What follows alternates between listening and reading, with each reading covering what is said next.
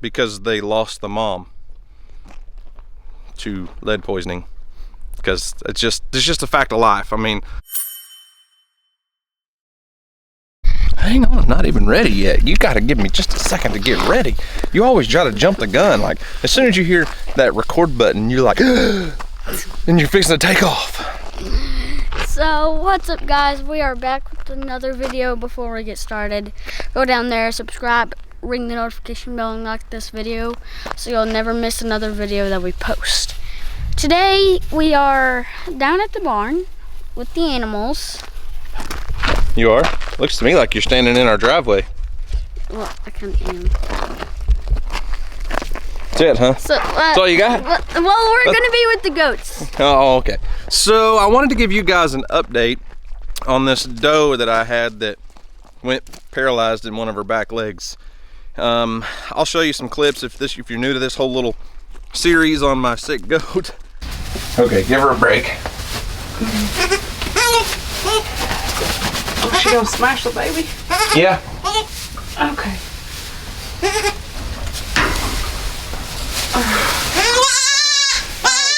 What do I do? Well, let her try to get her feet under. That's 10 times better than she was doing earlier today. She's at least trying to stand. Yeah. Come on, Mama. It's all right. Here. Move your water out of the way. Not washing that colostrum off. Basically, this doe was pregnant, very heavy bred. Probably 3 or 4 days before she kidded, I started noticing she was having problems with her back leg. And then about a day and a half before she went into labor, her back left leg, I almost said driver's side, her driver's side leg. Anyways, her back left leg went completely paralyzed on her. And then she kidded out and was not able to stand for, gosh, a week or so. And we kind of determined that it was probably a sciatic nerve problem. Anyways, basically when she was heavy bred, getting close to kidding, one of the babies started putting pressure on some nerves, caused her basically to be paralyzed.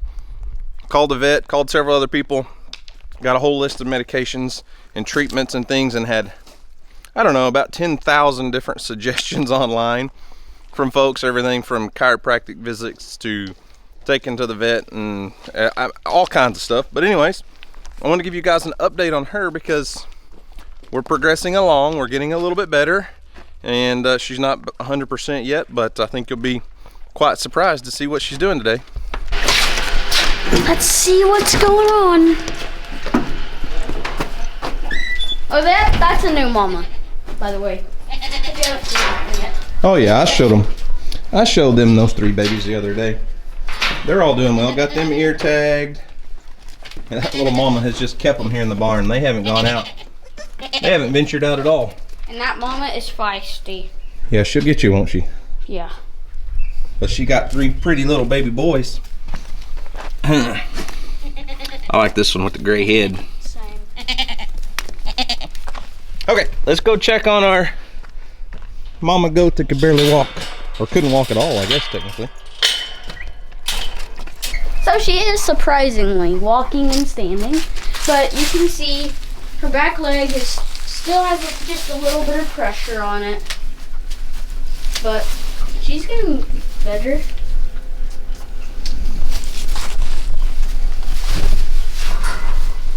It's about 1,000 times better than it was the other day. You can see she's not back to 100% yet at all, but she is standing up on her own. I don't have to come out here and pick her up. She can actually stand up, let the babies nurse. I'm not I'm not real sure she can walk very well yet. We'll see what she does. Oh. You got this, mama goat. You can do it. Come on. Let's see if we can just easily bump her along. Her balance, it's really affecting her balance, which kind of surprises me because, I mean, a lot of animals can walk on 3 legs. You've seen 3-legged dogs and 3-legged cats and 3-legged deer, but it's really affecting her balance. But either way, she's actually putting pressure on that leg, I know it looks terrible, and I'm sure a lot of people still feel really bad for her.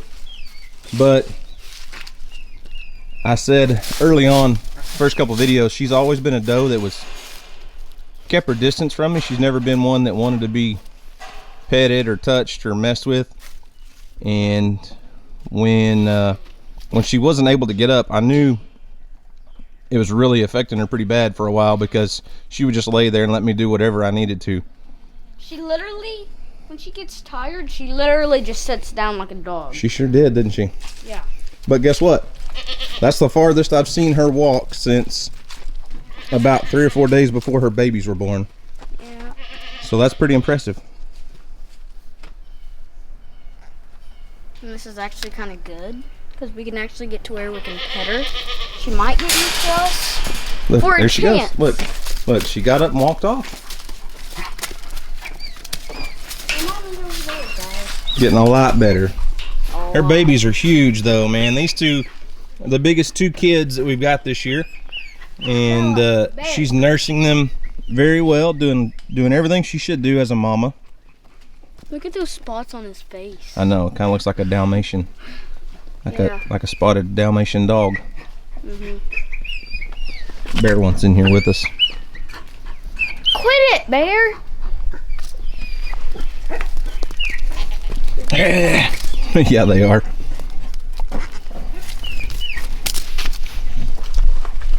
So our mama goat is not back to 100%.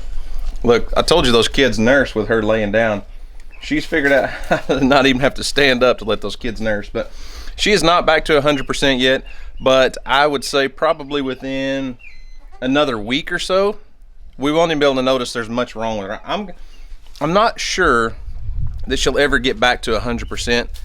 I think there's probably going to be some permanent nerve damage there. And I will probably be culling her from the herd this year. She's probably not going to stay on the farm and be bred again. We'll either sell her or find somebody that wants to do something with her. So I think that'll probably be a reoccurring problem. It may not be, but that's not something that I want to keep around. I don't want to have to do that every year. And she's been a really good mom. She's probably 6 years old. So she's kind of reaching the top end of a goat reproductive life anyways.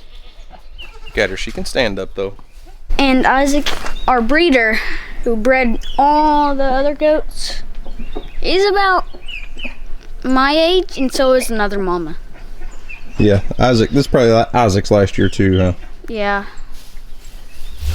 So, there's an update on our mama goat. She is definitely improving. It's a slow process, but she's doing a great job. She's taking care of her babies.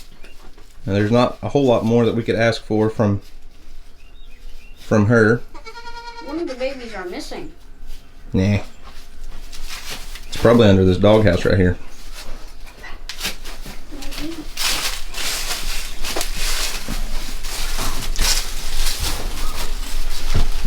Oh, yeah.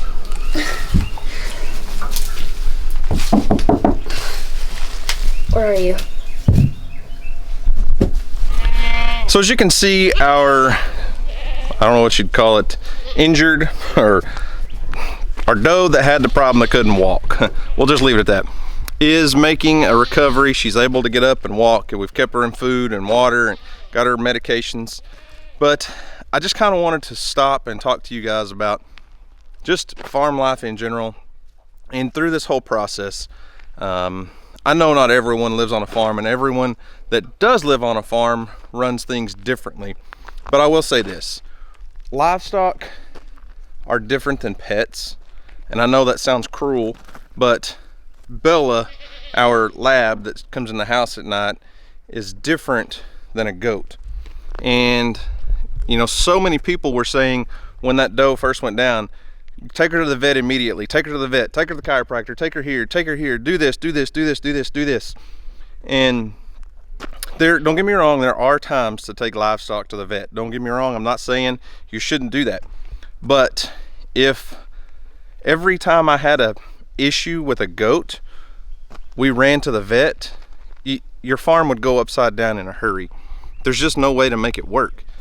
If I took that doe right there to the vet, that one vet bill would cost me more than what that doe is worth. I have no doubt. We would have taken her to the vet. She would have treated her for all kinds of different things.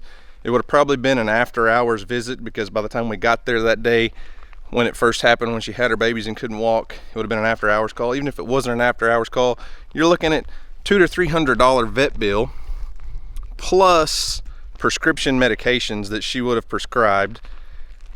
Guys, there's no telling what that one doe would have cost me.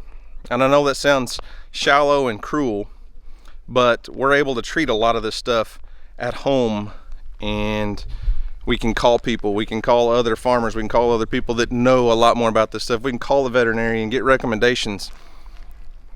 And there is a time to take livestock to a vet. I've taken goats to a vet. I've had problems where we had does go into labor and the kids get stuck in the birth canal, and my giant Mondo hands not be big enough to get in there and pull those kids out. And then you do have to spend a couple $100s to take a doe to the vet to have them pull the kids. And that happens. I'm not saying it doesn't, but I know just from my history and my experience on a farm, we can't run to the veterinarian every single time something happens to one of our livestock animals. And I'm not saying anything negative about anyone that does, but when you're talking about a goat that may cost, maybe worth $150 to $200, one vet trip will cost you more than that goat's worth. And it's kind of like saying, a lot of people get upset with me when I say we're probably going to cull that doe because of her problems. And a lot of people would say, man, she's been with you for 6 years, she's done everything, let her live out her life in peace, just don't breed her. It just doesn't work that way on an actual working farm. And I'm not, like I said, I'm not talking negative about anyone. I know there's a lot of good YouTube channels and Facebook pages that are classified as animal sanctuaries, and they do things differently. And they do have animals that are more like pets. But don't get me wrong, a lot of those places are making money through the same ways I'm making money, through views on YouTube and Facebook, and they just want to run that sanctuary. Well, we didn't start out making income from the internet, and when you have 25, 30, 40 goats, you have to learn to be able to take care of things on your own and be able to take care of those animals without spending $200 or $300 on a veterinarian bill. It just financially won't work on a farm. So I know a lot of people think differently than I do in that matter, but that's just part of it. That's just life on a farm. And I'm not trying to sound cruel and mean and all that, but had this scenario of this goat situation been on the vast majority of other farms out there that aren't putting things out there publicly on YouTube and Facebook, because I had a lot of people tell me not to put that doe on Facebook and YouTube. Don't video it, just take care of it and go on. But had this happened on a lot of other farms, you would have just seen an instance where somebody was bottle raising 2 baby kid goats because they lost the mom to lead poisoning. Because it's just a fact of life. I mean, a lot of places, a lot of farms are not going to be able to take the time to come out and do, what we did for this goat. And I'm fortunate and blessed to be able to do what I did. But, 5 years ago, she probably would have just been culled immediately. And for financial reasons, for time reasons, and a lot of things. And I know that sounds bad and that sounds shallow, but that's just life on a farm. Not all animals make it, and not all of them are of the quality to stay and continue reproducing on the farm. But anyway, she is making a recovery. She's getting a lot better. We'll figure out what we're going to do with her. But like I said, she's probably not going to stay here as a breeding doe in the future, because I don't want to just continue having the same problems. So anyways, Houston, you want to wrap this up for us since I've been rambling on? I found something like an arrowhead, I guess. No, you just found a rock that's kind of sort of shaped like that. It's kind of. It's just a piece of gravel. No, it's not. So, you gonna wrap this video up for us? Yeah. So guys, thanks for watching. I hope you enjoy it. And as always, we'll see you on the next video. Peace.